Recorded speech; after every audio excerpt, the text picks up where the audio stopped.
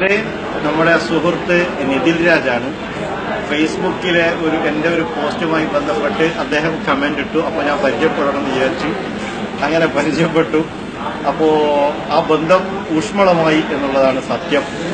അപ്പോൾ മനുഷ്യർ ആശയങ്ങൾ പലതും ഉണ്ടാവാം, പക്ഷെ വ്യക്തിതലത്തിൽ എല്ലാവരും നല്ല ആളുകളാണ് എന്നതാണ് ഈ ബന്ധം തെളിയിക്കുന്നത്.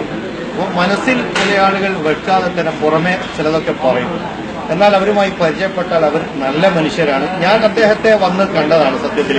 പക്ഷെ ഞാൻ അദ്ദേഹത്തെ വന്ന് കണ്ടത് എന്റെ നന്മയായിട്ടായിരിക്കും ചിലപ്പോൾ ജനങ്ങൾ കാണാം. അതിനേക്കാൾ ഏറെ നന്മയാണ് എന്നെ ഫേസ് ചെയ്യാൻ, അഭിമുഖീകരിക്കാൻ അദ്ദേഹം വന്നു എന്നുള്ളത്. അതിനേക്കാൾ വലിയ നന്മയായിട്ടാണ് ഞാൻ കാണുന്നത്. അദ്ദേഹത്തിന് വല്ലതും പറയാനുണ്ടാവും. ഫേസ്ബുക്കിലൂടെ പരിചയപ്പെട്ട സുഹൃത്തെന്ന് പറയാൻ പറ്റില്ല. ഫേസ്ബുക്കിലൂടെ തെറിവിളിച്ച സുഹൃത്താണ് അത്. ഇക്കയുടെ വലിയ മനസ്സുകൊണ്ട് തന്നെയാണ് ഇക്ക ഇത്രത്തോളം എന്റെ അടുത്ത് വന്നത്. എന്നെ വിളിച്ചു, ഇവിടെ വരെ വന്നു. എന്താ പറയാ, നിനക്ക് വാക്കുകൾ കിട്ടുന്നില്ല സത്യം പറഞ്ഞാലേ. ഇത് പറഞ്ഞ പോലെ നമ്മളെ എന്താ പറയേണ്ടത്, സത്യം പറയാം ഒരു വാക്ക് കിട്ടുന്നില്ല. ഇക്കയെ കണ്ടപ്പോൾ എത്തുമ്പോൾ എനിക്ക് കരച്ചിലാണ്. ഇക്കാന്ന് വിളിക്കുന്നത് എന്റെ സ്വന്തം ഒരു ജ്യേഷ്ഠൻ എന്നുള്ള ജ്യേഷ്ഠ സഹോദരൻ എനിക്ക് മാത്രമാണ്. ആ രീതിയിൽ മാത്രമാണ് ഞാൻ ഇക്കാനിപ്പോ കണ്ടിട്ടുള്ളത്. എന്നെ വിളിച്ചപ്പോ തന്നെ ഞാൻ ഇക്കാന്നെ വിളിച്ചിട്ടുള്ള ഇക്കൊക്കെ അറിയാം. ഇക്കാന്ന് ഇക്ക വിളിച്ചു ആ സമയത്താണ് വിളിച്ചിട്ട് ഞാൻ സംസാരിച്ചത്. എന്താ പറയാ, ഇത് തെറി വിളിച്ചത് തെറ്റാണ്. അതിന് ഇക്കാലത്ത് ഞാൻ മാപ്പ് പറഞ്ഞിട്ടുണ്ട്. വളരെ മോശമായ രീതിയിലാണ് ഞാൻ സംസാരിച്ചത്. പ്രശ്നമില്ല കേട്ടോ.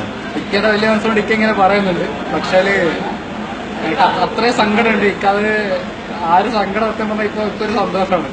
കാരണം ഞാൻ ഈ തെറി വിളിച്ചിട്ട് അതൊരു മോശമായ രീതിയിൽ സംസാരിച്ചിട്ട് കൂടി ഇക്ക ഇവിടം വരെ വന്നു. പിന്നെ അവർ മോശമായിട്ട് ഒരു വാക്കോ നോക്കോ ഒരു പ്രവൃത്തിയോ ഇതുവരെ എന്നോട് മോശമായിട്ട് ഒരു വാക്ക് പോലും പറഞ്ഞിട്ടില്ല.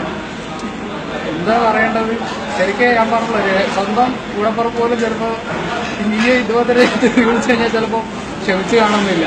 പക്ഷെ അത്രയും വലിയൊരു കാര്യമാണ് ഇക്ക ഇപ്പൊ എന്റെ അടുത്ത് ചെയ്തത്. എന്തായാലും ഇക്കേന്റെ അടുത്ത് എല്ലാവരുടെ മുമ്പ് തന്നെ ഞാൻ ഇക്കരോട് ക്ഷമിക്കുകയാണ്.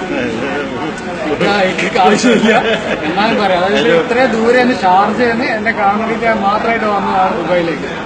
എന്തായാലും ഇക്ക താങ്ക്സ് ഇല്ല, നമ്മുടെ ബന്ധത്തിൽ താങ്ക്സ് ഇല്ല എനിക്ക്. ഓക്കെ.